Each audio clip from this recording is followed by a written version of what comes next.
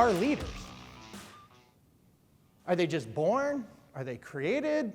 Do some people just have those innate abilities? So I went to the dictionary, went to old Merriam-Webster, and I put in the word leader, and it came up with 3 definitions. The first definition it came up with for a leader is something that leads. The second was a person who leads. And the third one was a horse placed in advance of other horses. But how about a person who leads? Well, that could be anyone, right? And if you look up on the screen, who are the leaders here? Can you tell? No, it could be any one of them. Who are the leaders in this room? You can all be leaders. There are leaders of teams that might have the title or the rank, and then there are leaders on teams. Do you think that way? That I'm going to think like a leader? Because if you are, your team's going to crush it. I was talking to an oncology nurse the other day. She had been an orthopedic nurse. She's now an oncology nurse. She was a breast cancer navigator. She's been a nurse for 40 years, okay? So she's been around the block a couple of times. But this particular individual is not in charge of anything right now, okay?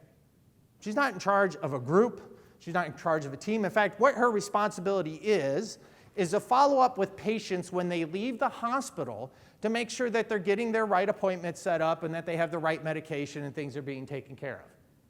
So she's not in charge of anyone. And the other day, she's walking through the hospital to go to lunch. And as she's headed towards the lunchroom, a patient grabs her and says, "I have a problem."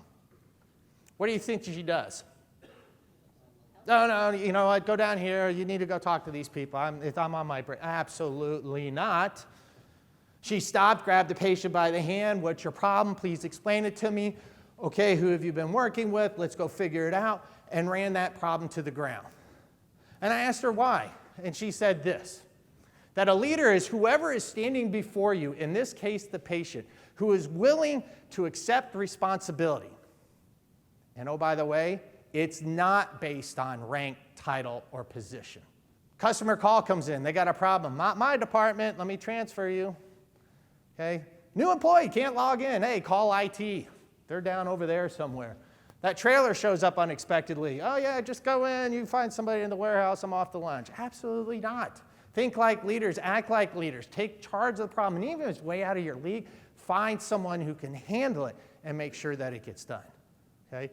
Again, not hard to understand, but it does take effort. But if this starts to become the cultural DNA of your organization, you will absolutely crush it.